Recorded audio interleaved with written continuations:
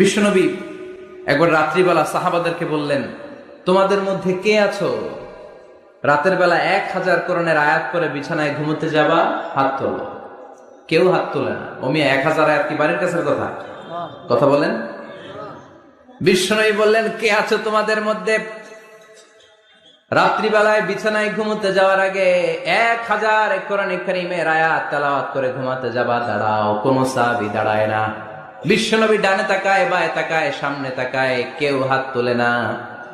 বিশ্বনবী বললেন, ও সাহাবারা, এবার বলো তোমাদের মধ্যে কে কে আছো সূরাতুত তাকাসুর পরে রাত্রে বিছানায় ঘুমোতে যেতে পারবা? এবার সব হাত উঠে গেছে।